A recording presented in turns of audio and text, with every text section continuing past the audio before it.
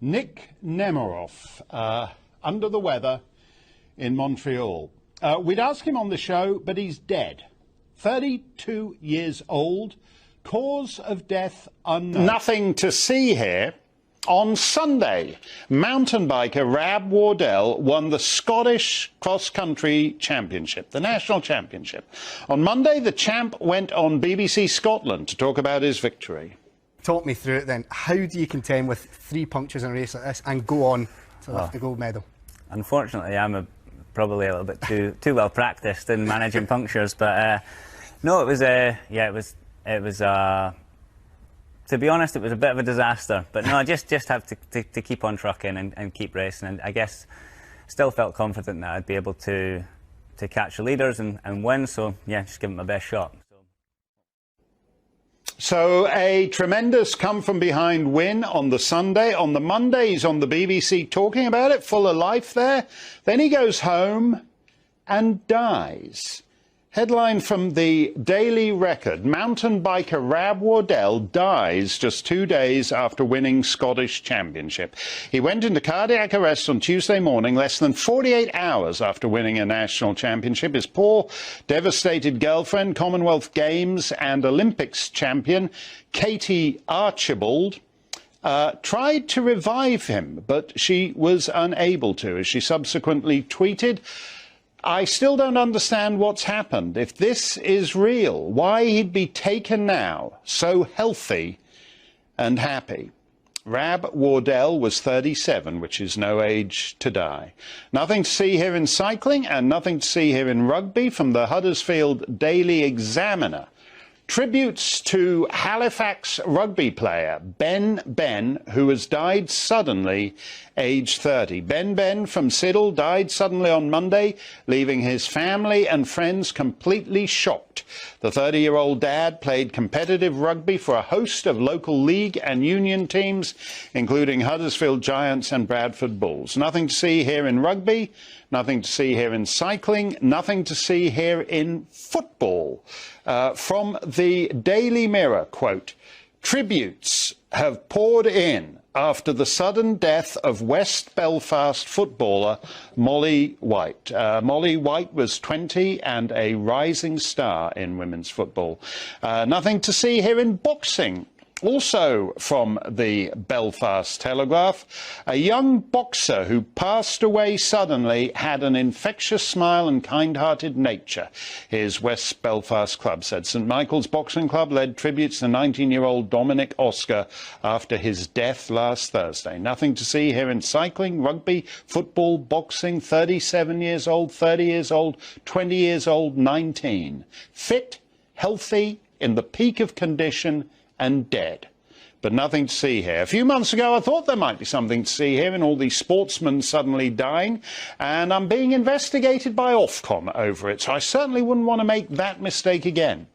Nevertheless, as we've reported, in the Canadian province of Alberta, the leading cause of death is not cancer or dementia, but cause unknown. Death from unknown causes. This was how it's, you see the way, it was just 500 in 2019. 2 years later, it's 3,500. Cause unknown is now spreading to other provinces, including my own native Sod, Ontario. On Saturday, Ria Vernort from Hamilton was jet skiing on Lake Ontario with old friends she hadn't seen since the COVID came along. The friends turned away and then looked back and saw Ms. Vanort's body floating in the lake. Also sudden death. She was 32 and a paramedic, which I mentioned because it means certain things can be inferred. She leaves a 6-year-old daughter. Okay, let's move from the case studies to the big picture. Here is a table from a new report. I expect you're wondering who it's by, some crazy far-right QAnon conspiracy theorist? No, it's the US Society of Actuaries. An actuary, for the benefit of you Twitter trolls, is a person who calculates insurance risk. And if you don't do that accurately, you wind up paying out a lot more money than you ever intended to. So let's look at table 5.7 from the Society of Actuaries, showing excess deaths in America broken down by age. Focus on that red bit. We'll come to that in a minute. At the left-hand side of the table from 2020, the spring and summer of COVID, it's not good. You can see excess deaths of 15 and 16%. Thank goodness all those vaccines came along, eh? But then look at the third quarter of 2021. Twice as many dead 35 to 44-year-olds as there should be. And actually almost as lousy numbers for those in their late 20s and early 50s. So look at that, excess mortality for 25 to 54-year-olds, young and middle-aged Americans. Anything going on in the third quarter of 2021? Well, that was actually the peak of vaccine mandates in America, where in a variety of occupations, from paramedics to Manhattan waitresses in diners, you had to get jabbed to keep your job. And oddly enough, that coincides with massive excess mortality among people in the prime of life. But altogether now, correlation is not causation. That's the dispositive line there. OK, we've seen a similar picture in the European Union. Here's the latest report from Eurostat. They're keeping it simple here. The pale yellow is for countries with the lowest excess deaths. So that's like Hungary, where deaths are actually down 0.3%. Slovakia, deaths are down 1.9%. Bulgaria, 7.9%. So Bulgaria's got the opposite problem from most places. It's got excess life.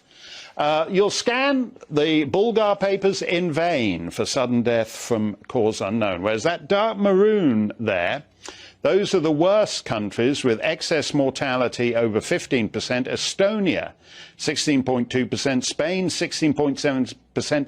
Portugal, excess mortality of 23.9%. More dead bodies than usual.